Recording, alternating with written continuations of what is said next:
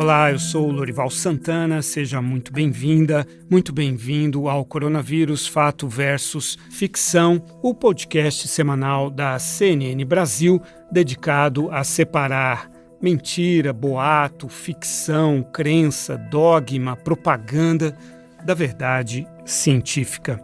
Hoje nós temos um tema particularmente difícil de tratar, triste realmente, e para todos nós seres humanos, não só para nós que temos filhos, que é a questão da saúde das crianças e dos adolescentes, dos jovens também, como ela pode ser afetada por essa doença. Afinal de contas, inicialmente havia a boa notícia de que essa doença ela poupava, as pessoas mais jovens e tal. Claro que ao lado dela estava a triste notícia de que ela era especialmente danosa para as pessoas mais velhas, mas há algum tempo a gente vem constatando que também pode haver problemas graves para as crianças. E esse é um tema crítico no momento em que o país discute a possibilidade de retomar as aulas, o que é um desejo também de todos nós, reabrir as escolas, ver as crianças estudando presencialmente novamente, é um desejo de todos. No entanto, queremos que seja com segurança e por isso nós convidamos o Dr. Arnaldo Prata, coordenador de pesquisa em pediatria do Instituto DOR de Pesquisa e Ensino, o IDOR, e que coordenou a primeira pesquisa nacional a descrever características e a evolução clínica de crianças com Covid-19 internadas em UTIs no Brasil. Doutor Arnaldo, muito obrigado por aceitar o nosso convite. Obrigado, Lorival. Muito obrigado. É um prazer estar falando com a CNN Brasil. O prazer é nosso. E o Dr. Marcelo Otsuka está aqui com a gente também, ele que é coordenador do Comitê de Infectologia Pediátrica da Sociedade Brasileira de Infectologia e responsável pelo serviço de infectologia do Hospital Infantil Darcy Vargas, em São Paulo. Dr. Marcelo, muito obrigado por aceitar o nosso convite. Boa tarde, Lorival. Um prazer estar aqui com vocês de novo e junto com a CNN. Bom, começando com o Dr. Arnaldo, podia inicialmente descrever para nós, por favor, como foi esse estudo? Antes de falar especificamente sobre o estudo que nós conduzimos, eu sinto que é muito importante transmitir para os pais que estão nos ouvindo, situar um pouco melhor essa pesquisa que nós realizamos. Como pediatras e pesquisadores, nós temos interesse em entender por que é que determinadas crianças precisam ser internadas e por que algumas que são internadas precisam de CTI e apresentam formas mais graves. Mas, como eu disse, antes de entrar em aspectos específicos disso, talvez seja importante tranquilizar os pais dizendo que essa proporção de crianças que precisa ser internada é pequena no mundo todo. E aqui no Brasil não é diferente. Segundo dados do Ministério da Saúde, nós estamos com uma taxa de internações de crianças por conta da Covid-19 ainda muito baixa, numa faixa de 1 para cada 10 mil crianças precisam ser internadas por conta da Covid-19. Então, esse é o primeiro destaque. As crianças que precisam ser internadas, elas felizmente constituem uma minoria daquelas crianças que contraem a infecção. Das que são internadas, mais ou menos um terço, a metade, precisam então ir para o CTI, para serem melhor observadas, para serem melhor tratadas. O nosso estudo foi justamente um olhar sobre estas crianças que precisaram ir para o CTI. E o que nós encontramos? Nós encontramos que as crianças que precisavam de CTI, portanto, aquelas que faziam os quadros mais graves, eram crianças que tinham outras doenças prévias, que nós chamamos em medicina de comorbidades. Crianças que tinham outras doenças, nós encontramos especialmente doenças neurológicas crônicas, também doenças respiratórias crônicas, câncer, de um modo geral, foram as mais frequentes. E 40% das nossas crianças que precisavam de ir para o respirador mecânico, que era uma forma de bem mais grave de doença, aquelas que precisam de respiração artificial, artificial, 40% dessas crianças tinham essas outras doenças. E o nosso estudo, portanto, demonstrou que a chance de ter essa forma mais grave de Covid era 5 vezes maior se a criança tem essas doenças paralelas, essa comorbidade. Aí a Covid se soma a esses problemas e determina maior gravidade. Doutor Marcelo, como tem sido a sua experiência com relação a essa questão de como a Covid pode afetar as crianças e os jovens? Eu acho que é um assunto muito interessante a gente tentar entender um pouquinho o comportamento nas crianças, né? Agora, em julho, a gente também teve a oportunidade de fazer uma publicação da nossa instituição, que a gente observa exatamente isso que o Dr. Arnaldo acabou de comentar. Nós tivemos 78 crianças que tiveram internação por conta do coronavírus. 70% dos nossos pacientes tinham alguma comorbidade, tinham alguma doença de base. E desses, apenas 8 que precisaram de UTI, ou seja, a proporção, pensando nas comorbidades e tudo, mesmo assim, não é tão importante como a gente imaginaria e a gente observa no paciente adulto, no paciente idoso. Então, realmente, a possibilidade da criança ter uma doença grave não é tão alarmante como a gente pensava. Se a gente comparar, por exemplo, com o ano passado, em relação à doença pelo vírus influenza, a gente vê que não há uma discrepância tão grande, tanto no que a gente chama de síndrome respiratória aguda grave, como em relação à mortalidade para esses pacientes, ou seja, não é por causa disso que a gente fecha as escolas e a gente observa um comportamento muito parecido, se não até melhor do que em relação à influenza. Doutor Arnaldo, você falou em comorbidades. Quais que são essas doenças mais comuns que podem se associar para agravar a Covid? Nesse nosso estudo, portanto, uma experiência que incluiu a experiência de 19 hospitais no Brasil, em 5 capitais brasileiras, do Sudeste, do Nordeste, nós encontramos que metade dessas crianças que tinham essas comorbidades eram essas crianças com doenças neurológicas crônicas, que nós chamamos de doenças especiais, são aquelas crianças com paralisia cerebral, aquelas crianças que têm essas dificuldades motoras, esses retardos que ficam muito acamadas. E metade dessas crianças que iam para o CTI e faziam formas graves eram essas crianças com quadros neurológicos. Aí 1/3 das outras eram crianças com doenças respiratórias crônicas, geralmente ex-prematuros, crianças que foram prematuras, que ficaram na UTI neonatal e que desenvolveram uma doença pulmonar crônica, ou até fibrose cística e ainda asma também, não é? Embora em número menor, número mais reduzido, eram crianças asmáticas. E o outro terço dessas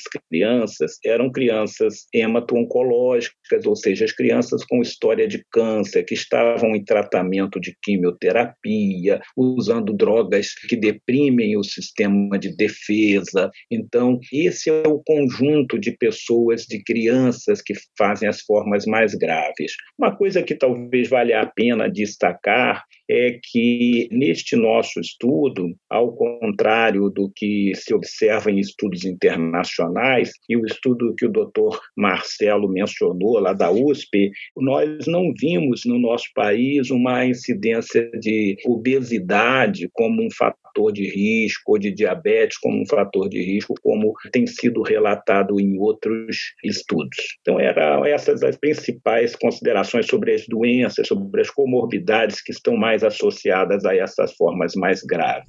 Doutor Marcelo, quais os sintomas, os sinais que os pais, os professores precisam ficar mais atentos? É interessante a gente entender que o comportamento das crianças, de uma forma geral, é muito parecido com o comportamento do adulto da parte respiratória. Então, a gente vê realmente o desconforto respiratório como a principal manifestação nas crianças também. Agora, o que a gente observa de muito importante também é que as manifestações gastrointestinais, como dor abdominal, vômito e diarreia, eles podem acontecer em 10 a 20% dos pacientes que têm sintomas e, às vezes, pode ser a única manifestação para esses pacientes. Então, é uma situação que requer um pouco de atenção, principalmente se você tiver alguma epidemiologia, se essa criança tiver algum contato mais definido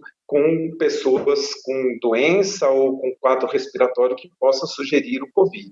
Um outro achado que a gente tem observado na literatura diz respeito à síndrome inflamatória multissistêmica. Apesar de ser muito pequena a incidência dessa síndrome, ela é um quadro mais grave e, para isso, a gente tem que lembrar principalmente da febre, de vermelhidão no corpo, daquela criança que não se encontra bem. E, nesses casos, é lógico, a gente tem obrigatoriamente que procurar os serviços médicos.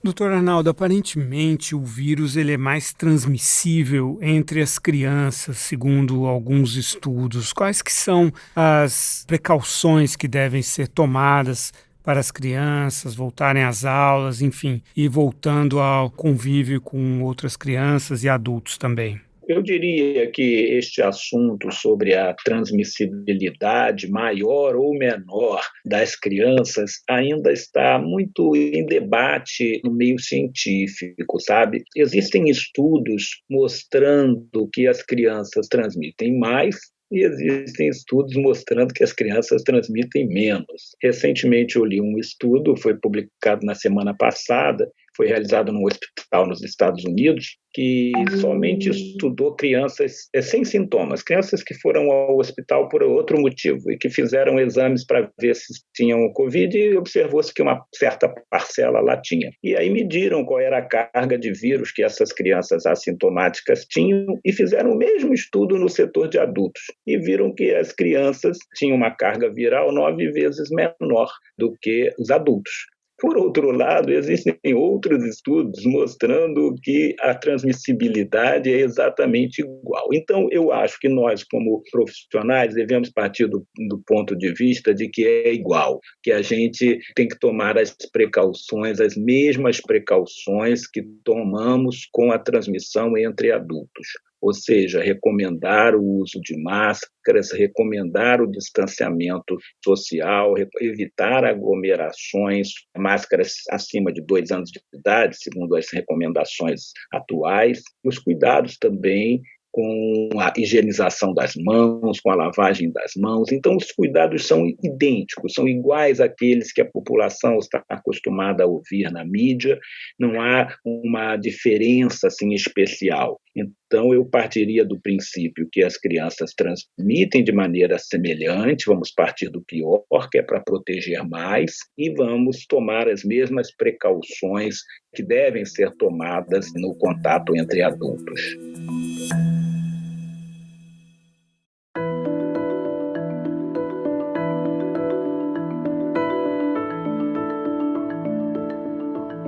Mas tem havido também alguns sinais de alerta em relação ao próprio uso das máscaras na prática de esportes, e aí, é claro, as crianças correm muito, fazem muita atividade física. Doutor Marcelo, existe alguma recomendação especial em relação às máscaras, ou a vida é assim mesmo e todos teremos que nos acostumar a usá-las, talvez por bastante tempo? Ou na Ásia se usava antes da pandemia, quando se estava com alguma gripe, né, e tal. Agora, como é que vai ser o nosso protocolo em relação às máscaras, sobretudo para as crianças? Enquanto a gente não tiver certeza de uma aplicabilidade de uma vacina e da eficácia desta, acho que a gente vai ter que continuar com essas medidas, muito cuidado em relação a isso. Mas, de uma forma geral, até antes da epidemia, o que se preconizava, até pela própria Anvisa, é que as máscaras não seriam adequadas para crianças abaixo de 2 anos de idade, mas pelo risco de sufocamento. E o que a gente observa na prática é que mesmo crianças menores de 2 anos de idade, que estejam adequadamente supervisionadas pelos pais, muitas vezes conseguem usar. Da mesma forma que a gente vê crianças maiores e mais ainda adultos, que é muito difícil conseguir que eles utilizem.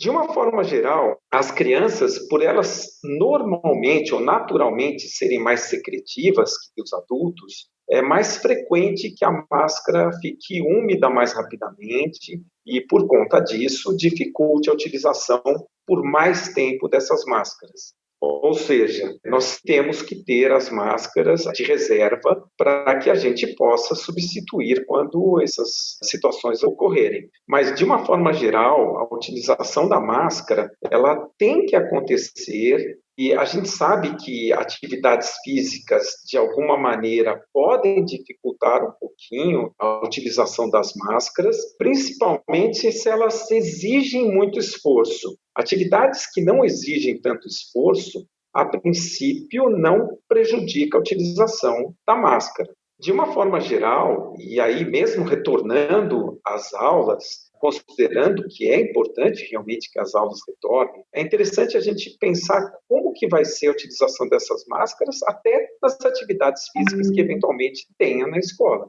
Então, são algumas situações que ainda requerem uma capacitação melhor até dos próprios professores em relação ao preparo de atividades físicas ou mesmo durante as salas de aula, para que seja utilizado da melhor maneira possível.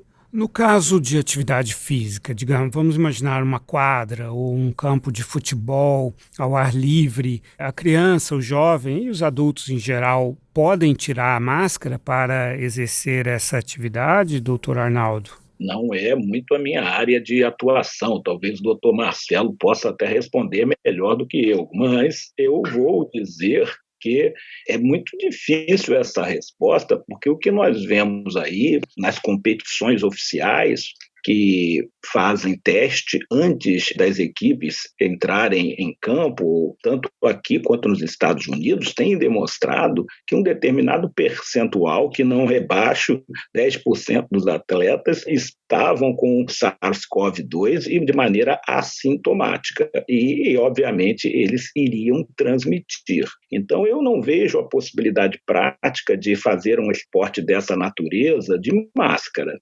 Como eu disse, não sendo uma autoridade em epidemiologia ou em infectologia propriamente dita, eu diria que precauções de verificação antes, se isso é uma competição oficial, se aqueles atletas estão liberados para a realização do esporte, aí eles poderiam, não estando contaminados, poderiam praticar. Do contrário, eu diria que o risco de contágio num esporte de contato, num esporte em que a pessoa respira de maneira ofegante porque está correndo, porque está se exercitando, a chance de transmissão aérea pela proximidade, pela respiração acelerada, é bastante elevada se a pessoa estiver com uma forma assintomática. Então, não recomendaria.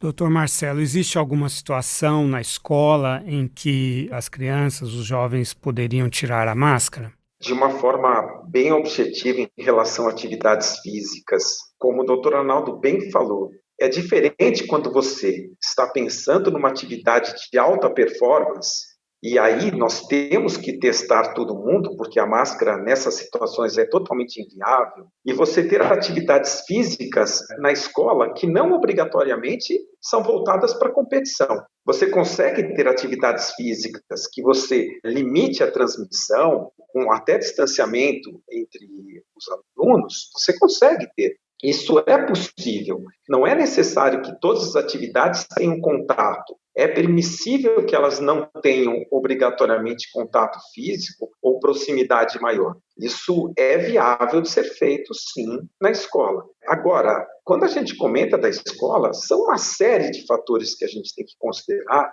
e não é só a atividade física, que vai desde o transporte para a escola, desde inquéritos epidemiológicos para a gente saber realmente o risco daquela criança ter ou não ter a doença, até para onde que essa criança vai voltar, se ela vai voltar para uma casa que tem pessoas de risco, e aí toda a paramentação e preparação da escola em relação a barreiras físicas, intervalos separados entre as salas, os cuidados dos professores. Então, às vezes a gente pensa tanto na atividade física, mas tem tantas outras coisas que a gente tem que trabalhar junto, que é fundamental que a gente pense concomitante com isso. Mas é possível, sim, nós termos atividades físicas que permitam a não utilização da máscara e que a gente tenha um distanciamento entre as crianças. Tá? Isso é possível. O problema é, algumas crianças, ainda mais crianças pequenas, é muito difícil você conseguir que elas não se aproximem. Essa é uma outra situação complicada de lidar. Uma das coisas diabólicas a respeito desse vírus é essa questão de ser assintomático, né? Com isso ele potencializa muito a capacidade dele de proliferação. Doutor Arnaldo, o vírus ele é mais assintomático entre as crianças e jovens do que entre os adultos e idosos? Essa resposta, ela ainda não é totalmente conhecida do ponto de vista científico. Imagina que sim, os relatos existentes hoje apontam neste sentido. É fato que as crianças têm quadros mais assintomáticos que os adultos, isso não resta dúvida, que quando têm sintomas, são sintomas leves. Eu diria que as grandes coortes na China, nos Estados Unidos, com testagem em massa, têm demonstrado que, assim, aproximadamente, de uma maneira bastante grosseira para as pessoas entenderem, as porcentagens não estão exatas, mas é algo em torno de 15% não tem sintoma algum entre as crianças. 40% tem sintomas tão leves que passam desapercebidos. Só se você perguntar, a criança teve uma pequena indisposição, uma dorzinha de cabeça, uma coisinha aqui, quase que são considerados sem sintomas. Mas, portanto, aí já temos 65% quase não tem sintoma nenhum. Os outros 40% têm sintomas leves. Então, que às vezes, na situação de epidemia que nós vivemos, os pais podem pensar, olha, ele está com sintoma leve, respiratório, ou uma gordura abdominal, ou uma diarreiazinha, será que isso pode ser Covid? Então, fica-se naquela dúvida, como não estamos fazendo teste em todo mundo, ainda mais com esses sintomas tão leves assim, nós perdemos a possibilidade de dizer com segurança, era Covid e tinha sintoma muito fraco, ou sintoma muito leve. Por isso é que eu disse inicialmente que é um dado ainda pouco conhecido nos seus detalhes. Mas eu diria que, se eu tivesse que dar uma resposta assim, mais contundente, eu diria que sim, que as crianças, diferentemente dos adultos e dos idosos, a maioria delas tem quadros ou assintomáticos ou tão pouco sintomáticos que os pais confundem com outras coisas. E sim, essas crianças nessa situação têm a capacidade de transmitir a doença, assim como os adultos, da mesma maneira. Não há diferenças pelo fato de serem crianças, transmitirão a doença. E como você mesmo disse, Dorival, esse é um lado sombrio, né, dessas epidemias, não apenas dessa epidemia, mas de outras, né, são as pessoas assintomáticas que são transmissoras sem saber. Isso aqui, nesse caso, nos assusta mais, e é esse que está trazendo essa grande complexidade que é esse tema da volta às aulas. Tem vários aspectos aí, como o doutor Marcelo ressaltou, o tema não é fácil de resolver, é complexo mesmo. Doutor Marcelo, você se mostra um defensor, né, da volta às aulas, mas também colocou aí uma série de condições, né? Falou do transporte público, falou do convívio com pessoas mais idosas. Nesse caso, por exemplo, se é uma criança que vai pegar transporte público, que mora com os avós numa casa com menos espaço, com mais aglomeração e tal, em qual circunstância os pais devem decidir não enviar o filho ou a filha para a escola? Primeiro de tudo, quem organize, quem realmente encabece todas essas condutas e, inclusive, a divulgação do conhecimento para os pais, seja a Secretaria da Educação junto com a Secretaria da Saúde.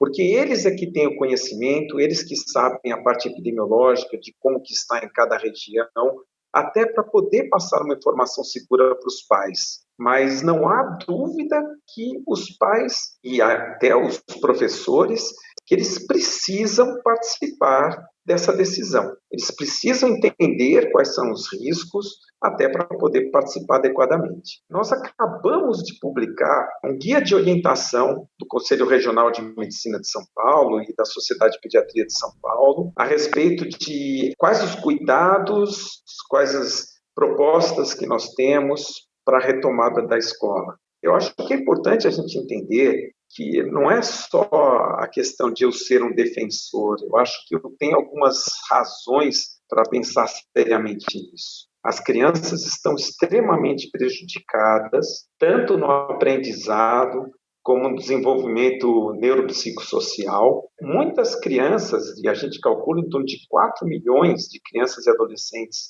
no Brasil, sequer têm acesso à internet para ter o ensino à distância, e isso com certeza vai aumentar o número de abandonos à escola.